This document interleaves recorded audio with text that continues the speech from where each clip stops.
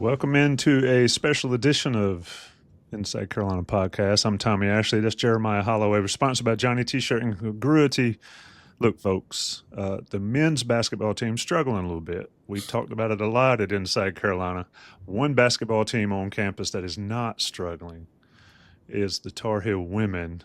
And what better way to talk about Carolina women's basketball than talk to Reniya Kelly? How you doing, Reniya? I'm good. Thank you for having me. I'm very blessed to be here. Yeah, it's always fun to do things we don't normally do. And like I was telling you off air, I feel like the Carolina women need a lot more attention. 20-4 this year. Let's start out easy. It's a basketball question. Tell me about going to California, spending a few days out there, and playing ACC basketball games against Cal and Stanford. For somebody that's old school, Yeah, the fact that Stanford and Cal are in the ACC, I'm struggling with it a little mind bit. blown. Mind blown. First of all, I don't even know how they got in our conference. They're like across the country. But I think the hardest thing was just the time difference. I mean, that was the biggest thing going from, being 3 hours ahead to 3 hours behind. I think our bodies were trying to adjust the whole time being there. So it was crazy, but it was a great experience, honestly. I had a great time there, but I was very tired when I got back. So I'll kick it to Jeremiah after I ask this question. Yeah. Tell me about the dribble, the fall down, the stay dribble, and I was going to ask that too. Harlem Globetrotter type play there, step back three. I mean, that was a big point in the game too. Yeah. I take it you were feeling it at that point. Mhm. I mean, just the whole game, I wasn't shooting well, but that was okay. I think I had a pull up before that. And then during that play, I fell down and I was like, wait, I still have my dribble. So I just kept dribbling back out and I saw that Maria was there. So I was like, come set a screen. And they gave me space and I shot it and it went in. But I was definitely feeling it, during that time of the game. Yeah, that was definitely a huge shot. Obviously, Stanford had cut it down, and then you guys, because you had the mid range before Yeah. that, Yeah. and so then you guys kind of went on the run that you did. But yeah, so kind of the intro for the audience. Reniya Kelly. So she won Alabama Miss Basketball in 2023. She was actually a day one starter at North Carolina her freshman year, and she actually was I saw all academic team her freshman year as well. Started all 23 of her appearances so far this year, shooting 39% from three. And UNC as a team is 20-4 on the season, and obviously climbing up the ACC standings. So, Reniya, one question that I had for you is when you were coming up, and you're a lot of kids play a lot of different sports when they're growing up.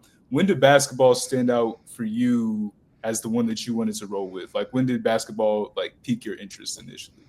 So I initially played or did maybe like four other sports. I played soccer, I did swimming. I tried softball, but I didn't stick with it. But basketball was the one that I was very competitive and just very engaged in. And I think during fourth grade, my dad really pushed me. He said, hey, like, you can be special.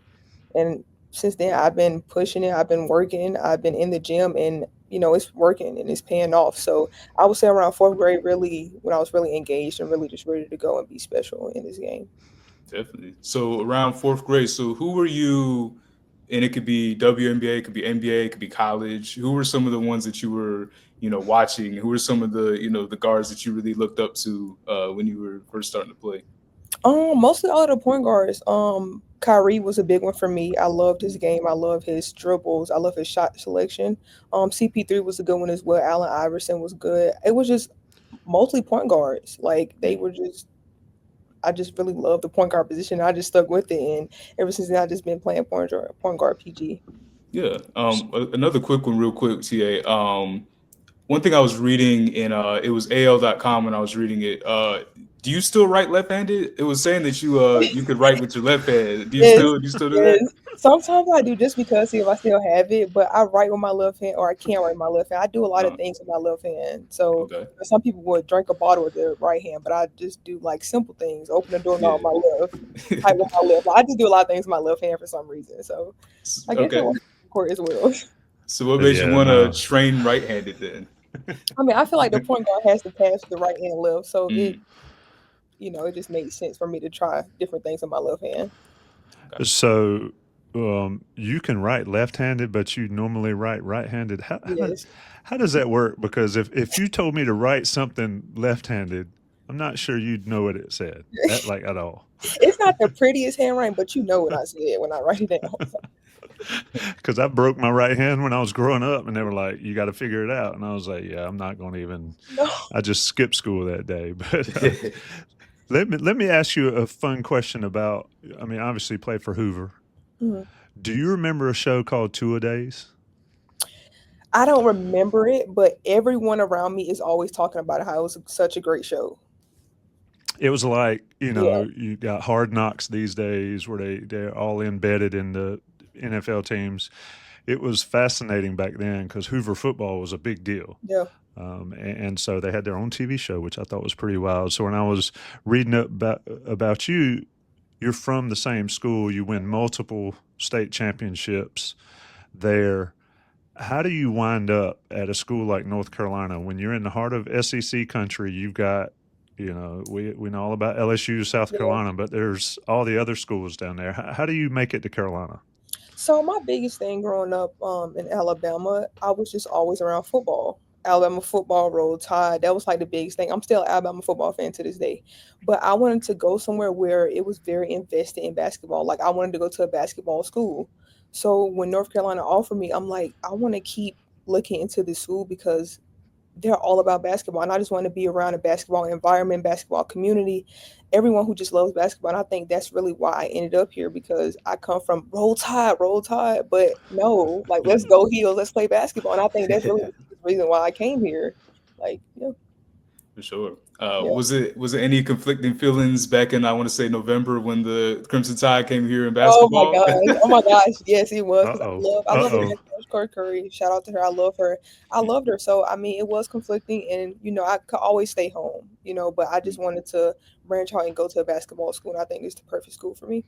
Yeah, for sure. And you're mentioning, of course, the football basketball dynamic, but just in general, growing up in Hoover, coming up, like, what was it like in your hometown? Like, can you kind of describe to us just like, the personality of where you grew up and just what that was like? Of course, you mentioned the football, but just like. Yeah, so Hoover, honestly, they were good when I got there, the women's basketball team. So I think it was always about basketball, but still, Hoover was it was known for football. So when I got there, I just kind of had to change the program around, like, hey, like the women's basketball team is good and we are winning. So honestly, it was not the same, but I would say I'm still trying to change. I was still trying to change the program around to where, wait, this is actually a basketball school as well. Yeah. Sure, for sure. Let me ask. I'm jumping around. Yeah. I don't plan. Jeremiah plans. All right. so I keep you on your toes. When did you realize that, hey, I'm pretty good? I mean, I'm not just Hoover high good. Yeah. I'm region, state, nationally good in basketball. So I don't know if you guys know this, but I played for varsity high school into my 7th grade year. Yep. So 8th grade year, I played in, I guess, the semifinals of my high school. I think it was 8th grade, yes. So I made a big basket to lead to, I guess, a 2-point lead or something. And I remember after the game, and my dad was like, you can take this to the next level, right? And I was like, wait, he's serious. Like, I made a big play being this young in a semifinal game to go to the championship. And I think that just really sparked an interest. Like, hey, I can be good. Like, I can do some good things and do some big things in the college level if I just keep this, same competitive, same energy into the game. And I think ever since then, I've just been, keeping going.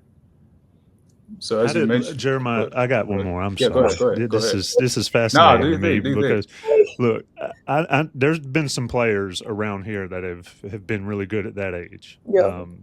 And some have gone on to be real good, but there was also a lot of people that were like great in the 8th grade and never got any better. Yeah. Talk about that process for you. I mean, you make a wave in 8th grade, but then you still got 9th, 10th, 11th, 12th. How did you keep the mindset?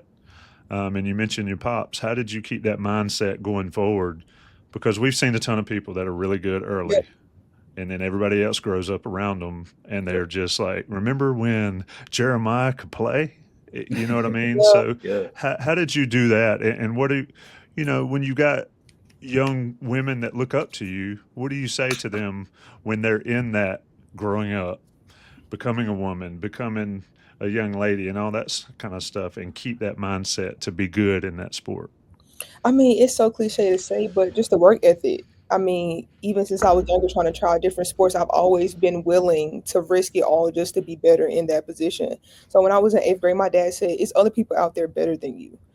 You know, and there's other people out there that's looking at you and like, I can take her spot. So I think he just always instilled in me that like it's always someone better than you, it's always someone worse. But you have to make sure you keep climbing that ladder to be the best version of yourself. And I think he just really instilled that in me, and I've just been sticking with that my whole career, and it's been working out. Like even ninth grade, I had some flaws, but I kept working to better them. 10th grade had some flaws, I kept working. 11th grade, you can keep going down. But like now, I still have flaws, but I'm still working to make sure they are the best, and I'm going to keep working at that. So yeah, shout out to my pops for real. He helped me. Yeah, I mean that matters, right? You have Yeah, somebody that A is going to be in your corner all the time. I always tell my children, there's two people in the world that are always going to be on your side, and yeah, they're your parents. yeah, And then you have that, and then not only pushing you with the athletic talent, yeah, it's pretty impressive to start in the seventh, eighth grade and run it out. yeah, Jeremiah, my bad. I Nah, told you're you, good, man. this I is like what it. I do. I'm yeah. getting out of the way. Nah, I like it, man. We're flowing. Actually, well, Tommy's follow up was going right along with what I was going to ask you. So obviously you're starting in middle school essentially, or beginning your time on the team in middle school on the varsity team, and Hmm. then you have the career that you have. You end up getting your jersey number retired. Yeah. You get your number 10 jersey retired. I mean, what do you remember about that day? Just how special was that to have the career that you had and score all the points that you did, and then have your have it be final. Like no one else gets number 10. So a funny story about it was when I went back home to get it retired, I had a concussion. Oh, wow. That was the I maybe like 3 days after India need me in the need for the UConn game. So, but when I got it Wow. retired, like I felt a lot of love and support when I went back. Like it was great to see everyone's faces and just see the old team I used to play on because they played that same night. So Mm. I mean, it was great. It was a great experience. I was really blessed to just see that everyone loved me. You know, the community loved me, Hoover community. Like it was just a great experience. But I was a little shaky because I had a concussion, but it's okay. I and, still and, went with it. and how many days after the UConn game was that? I wanna say it was about 3 or 2.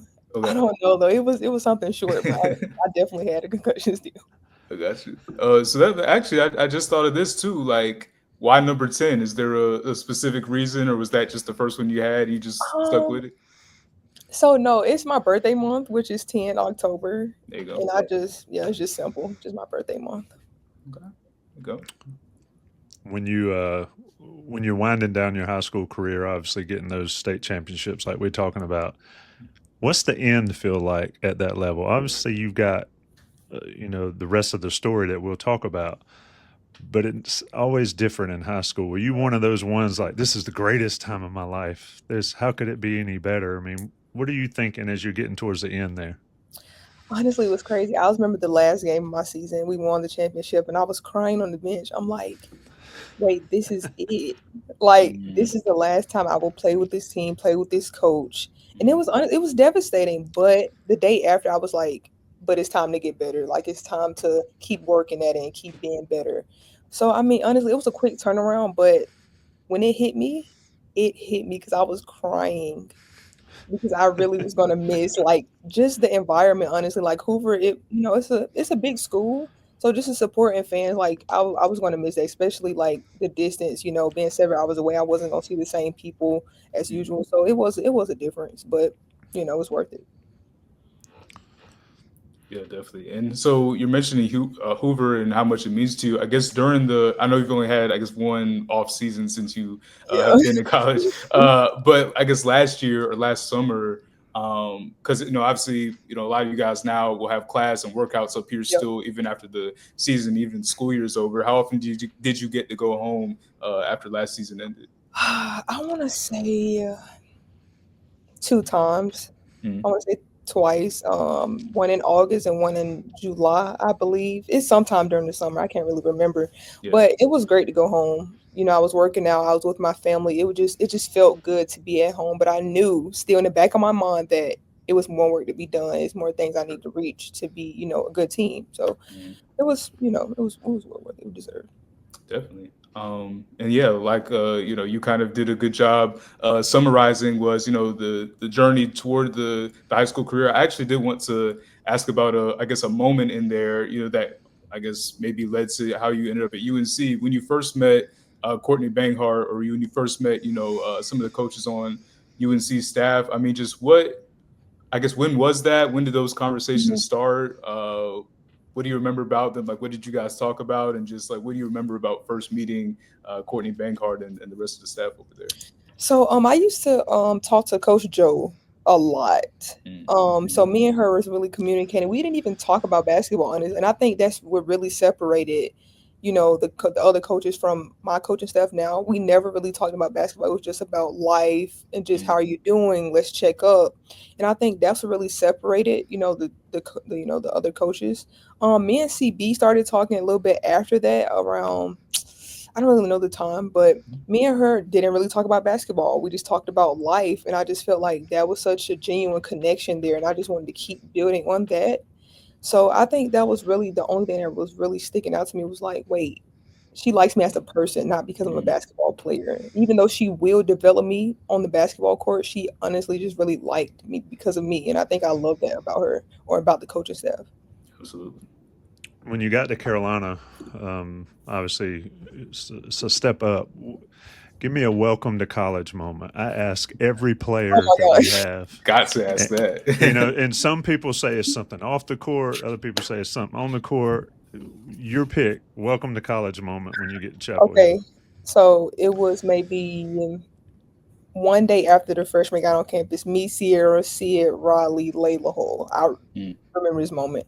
We had an appointment at Campus Health, and I got the campuses mixed up.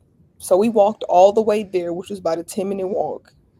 It wasn't the right location. They were like, Renee, I think we at the wrong location. So we were late to our appointment and we ran to the next location. And Coach Joe was like, "That's fine. You guys ran here." I was like, "Oh my!" We were all panicking because we didn't want to be late.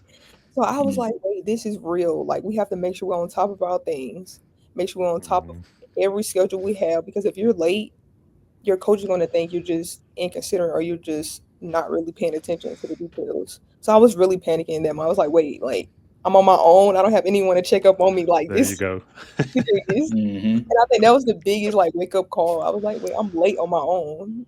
They're gonna just blame me, not my parents." I was like, "Oh my god." You can't say I didn't catch a ride. I mean, Exactly. they Exactly.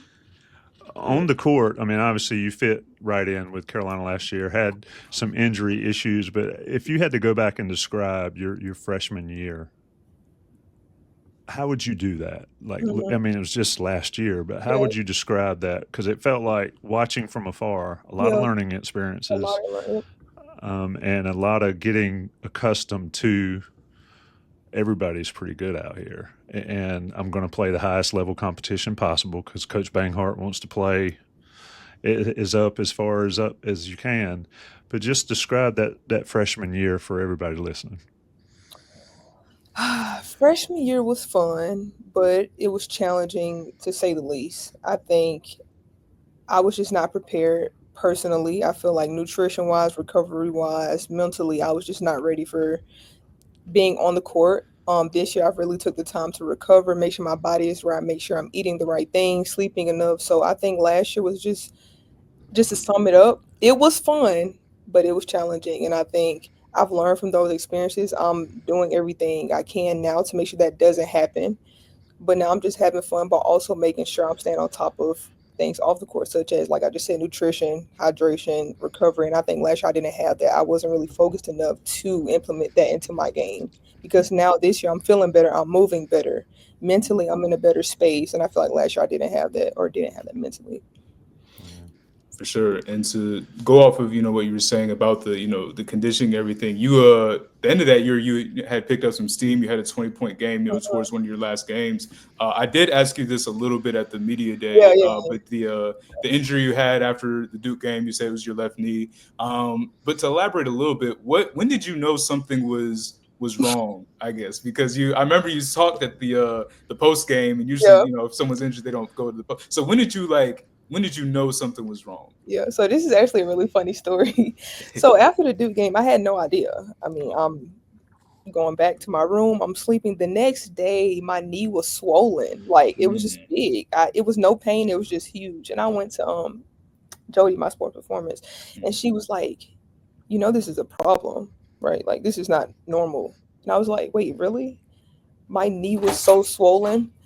I literally had no idea. But I got MRI, and it was like, "Yeah, like some things are off." And it was just so like out of nowhere because I literally had no idea. Right. Yeah. So one thing you also said when we were talking was you followed the timeline well that they gave you. You know, they kind of gave you, I guess, you know, the different steps. Like what were some of those steps of, you know, like helping the you know, the swelling go down, or even Yeah. just getting strength back? Because like you said, you're at a point now where, you know, you have your nutrition straight, you have your conditioning straight. So I guess like in recovering from the knee, like what did that journey look like, you know, getting it back to 100%? I mean, first getting off crutches. I was on crutches for so long, in my Yeah. opinion. Like, I was like, oh my God, like I'm literally on crutches. But the next step was honestly just getting the quad back stronger. Like everything starts with the quad, the hamstring, just make sure it was stronger. So I was in the weight room a lot. Like I had to make sure I rebuilt that muscle. We was building everything that needs to be rebuilt. And after that, it was just a steep hill because I could get the ball handling, I could get the shoot. So after I got the muscle rebuilt, then I could just do not really anything on the court, but take the slower steps as a like stepping into my shot, cutting, defensive slide. So it was a constant ladder, but it eventually just got smooth on the way up. We're talking with Reniya Kelly, point guard for North Carolina women's basketball. 20-4, like we talked about out the gate. You guys coming off the Cal road or the California Stanford road trip. You've had a good year. Florida State, you know, it's kind of a interesting ball game, but for the most part, been solid and consistent. What's been the difference this year, you think, for this North Carolina team? Obviously, roster changes and all that, but from your point of view, being the point guard, being the engine that runs the team, what's the difference this year for Coach Banghart and the rest of you guys? Honestly, I would just say the willingness to commit fully and concentrate fully. I feel like last year everyone wasn't committed. Everyone wasn't concentrated on what we needed to be concentrated on. And I think this year everyone is fully bought into the journey, into winning, into everything that needs to be done. And I think even the coaching staff, everyone is so brought in and just so connected this year that nothing will stop us from just keep getting better, keep taking steps. Just so I think that's been the biggest difference this year. I don't think no one is a weak link. Everyone is strong on their own and best together. Literally, that is our phrase. So I think that has been the biggest difference. Yeah, no doubt. I know we're time. TA is going to wrap us up here. I had one quick non-basketball one. I guess when you're not on the court, when you're not in the weight room, when you're not traveling to California or to Durham or whatever you are, how is Reniya Kelly spending her time? What do you like to do in your spare time? So recently, I've been reading a lot of reading. I've been reading a lot of fiction, but also I'm a gamer. So I play the PlayStation 5, mostly Call of Duty or something like that. But that's really me. I'm very chill. I really don't go out of my room unless I actually have to, or hanging out with my teammates, obviously. Shout out to the Rams crew. That's my teammates' name. But I am just chilling. I'm a chill person, you know what I mean? I'm just here, enjoying life. For sure. They're going to ask you about your gamer tag. Everyone needs to have me. Everyone needs to have me. What? Give me one book recommendation for that might not be on somebody's radar, but you think I'm gonna put you on the spot since you said you read. Okay. Give me one that everybody needs to read. Okay, it's a fiction drama/romance. It's called Funny Story by Emily Henry. It's really good. Emily Henry. There you go. There you go. It's been fun. Wish we had more time to talk to you, but you got plenty else to do. Carolina off this week. I guess you can call it an off week, but not off week for the players and coaches. Reniya, I appreciate you taking time to talk to Jeremiah and I. Thank you. Thank you. Yeah, like I told you to start with and off the air, women's basketball is it. at North Carolina this year, and you guys need all the support you can get. Folks need to get out to Carmichael and see them play 20-4 and rise in the rankings. Renee, I appreciate it. Thank you. Thank you guys for having me.